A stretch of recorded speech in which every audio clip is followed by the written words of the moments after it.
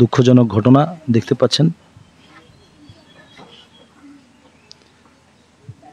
আঙ্গুল কি একটাই না,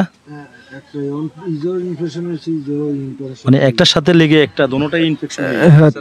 বিসমিল্লাহির রহমানির রহিম। দেশ এবং প্রবাস থেকে যারা আমার সবুজ টিভি ইউটিউব চ্যানেল এবং সবুজ টিভি পেজের সাথে সংযুক্ত আছেন সকলকে জানাচ্ছি একটি দুঃখজনক ঘটনা। প্রিয় দর্শক, আমি এই মুহূর্তে আছি নোয়াখালী সদর উপজেলার ৬ নং নোয়াখালী ইউনিয়নের ৪ নম্বর ওয়ার্ড মন্নাননগর বাজারের দক্ষিণ পাশে পশ্চিম চর উড়িয়া গ্রাম। এখানে দেখছেন একটি বাড়িতে যাচ্ছি। আসলে এইখানে এই বাড়িতে একজন ব্যক্তি দীর্ঘদিন থেকে পায়ে সমস্যা নিয়ে কষ্ট করছেন। আমরা সরাসরি আজকে তার সাথে কথা বলবো। প্রিয় দর্শক, দেখতে পাচ্ছেন তার বাড়ির সর্বশেষ পরিস্থিতি, দেখতে পাচ্ছেন এই ছোট্ট কক্ষের ভিতরে সে জীবনযাপন করে। প্রিয় দর্শক, দেখতে পাচ্ছেন আসলে খুবই দুঃখজনক একটি ঘটনা।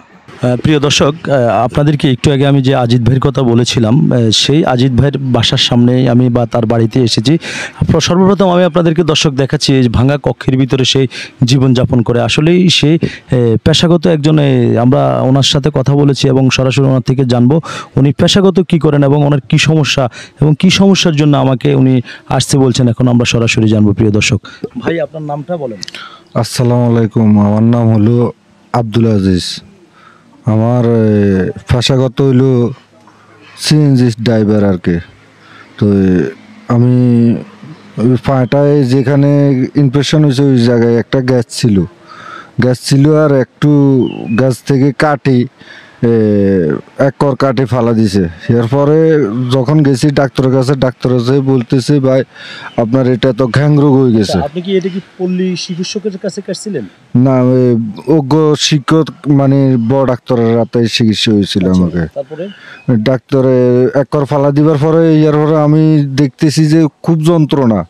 এরপরে চলে গেছি আমি বড় ডাক্তার, ওই ডাক্তারের কাছে। বড় ডাক্তার কোথায় গেছিলেন? সদর হাসপাতালে। নোয়াখালী সদর হসপিটালে। জি। হ্যাঁ। এখন যাইবার পরে আপনার আমার ডাক্তার বলতেছে গ্যাং রোগ হয়েছে। তো গ্যাং রোগ হয়েছে আর আমি কই স্যার আমি তো খুব যন্ত্রণা করতেছি, আমার রাত্রে ঘুম হয় না, দিনে ঘুম হয় না, খুব কষ্টের ভিতরে আছে আমার। ডাক্তার অনেক চেকআপ করে দেখতেছে যে আমার হার্টের সমস্যা, কিডনির সমস্যা, ব্যথার ওষুধ আমারও দেয় না। ডাক্তার ঢাকা চলে যেতাম, ঢাকা যায় বড় ডাক্তার ভালো ডাক্তার দেখে ট্রিটমেন্ট করানোর জন্য আর কি। ঢাকা যাইতে হলে আপনার কাছে আর্থিক অবস্থা কেমন আছে, টাকা পয়সা কেমন আছে? আমার কাছে আর্থিক কিছু নাই, সব শেষ, মানে খালি গায়ে আছে। যা ছিল সব পায়ে মানে প্রায় 1,30,000 টাকার মতন চলে গেছে। কিছু দাঁড় কজরাও করছিলাম। তারপরে আপনার আমার ছেলে মেয়ে 3 জন। তারপরে আপনার ফাটা অনেক কষ্ট করতেছে এখন, মানে কুল কিনার পাইতেছি না লাস্ট পর্যায়ে আর কি। এখন সর্বশেষ আপনাকে ঢাকা যেতে বলছে। হ্যাঁ ডাক্তার। এখন আপনি যে ঢাকা যাবেন, আপনার কাছে কত টাকা আছে? আমার কাছে ক্যাশ কেবিল কিছু নাই। তুই হয়তো মানুষে যদি সহযোগিতা করে বা শেষ, মানে কিছু নাই দুনিয়াতে। আমি সব নিঃস্ব হয়ে গেছি, আমার বাল বাচ্চা চালাইতে এখন কষ্ট হয়ে যায়। দিন আনি দিন খাই, তো কোনো সময় একটু দেখা যাবে। হ্যাঁ দেখা যাবে। পাটা একটু খোলেন তো প্রিয় দর্শক, আপনারা ওনার পাটা একটু দেখেন, পাটার কি সমস্যা দর্শক একটু দেখেন আপনারা। আসলেই উনি যেভাবে বলতেছে খুবই দুঃখজনক ঘটনা, দেখতে পাচ্ছেন। আঙ্গুল কি একটাই না, মানে একটার সাথে লেগে একটা দোনোটাই ইনফেকশন? হ্যাঁ, 3টা ইনফেকশন হয়ে গেছে। লাল এটা কি দেখা যাচ্ছে? লাল এটা ওই মানে ওয়াশ করছিলাম আর কি, ওয়াশ করতে হয় আঙ্গুল, ওয়াশ করলে ঝুঁকিপূর্ণ। আসলেই খুবই দুঃখজনক। এখন ভাই আপনি ঢাকা যেতে হলে তো টাকার প্রয়োজন আছে, তাই না? জি ভাইয়া, আমার কাছে কে দিবে?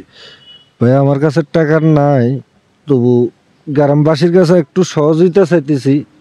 আপনি কি সারা দেশবাসীর কাছে, দেশ এবং প্রবাসে যারা বসবাস করতেছেন সবার কাছে কি সাহায্য চাচ্ছেন? হ্যাঁ, সবার কাছে আমি একটু সাহায্য চাইতেছি আমার বাল বাচ্চা বাঁচানোর জন্য, যে আমি সুস্থ হওয়ার জন্য।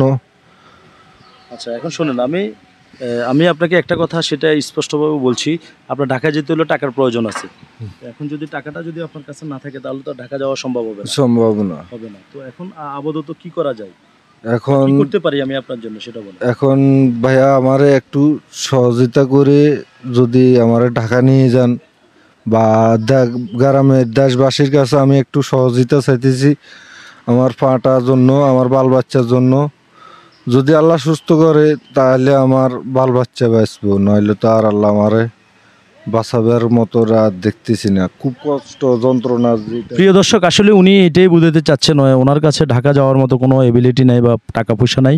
উনি বারবার একটা কথাই বলছেন যে দেশ এবং প্রবাস থেকে আপনারা যারা ভিডিওটা দেখছেন, যদি ভিডিওর স্ক্রিনে আপনার কি বিকাশ নাম্বার আছে? জি না, আমার বিকাশ নাম্বার নাই। আমার বিকাশ নাম্বারটা দিব?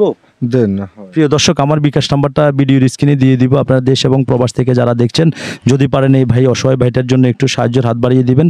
আর উনি বারবার বলছেন ওনার কাছে টাকা নাই। আসলে আমি আপনারা আমার চ্যানেলের সাথে যারা সংযুক্ত আছেন, সবুজ টিভি ইউটিউব চ্যানেল এবং সবুজ টিভি পেজের সাথে যারা সংযুক্ত আছেন, সবসময় আপনারা দেখেন যে আসলে আমি মানবিক কাজ করেই বেড়াই। কিন্তু প্রিয় দর্শক, যাক উনি বারবার রিকোয়েস্ট করার কারণে আমি আমার অর্থ দিয়ে আমি যতটুকু পারি আমি কালকে ওনাকে ঢাকা সরোয়ার্দী মেডিকেল কলেজ হসপিটালে ইনশাল্লাহ নিয়ে যাব। সবাই আপনারা দোয়া করবেন আমার জন্য এবং ওনার জন্য, ওনাকে যেন আল্লাহ সুস্থতা দান করে।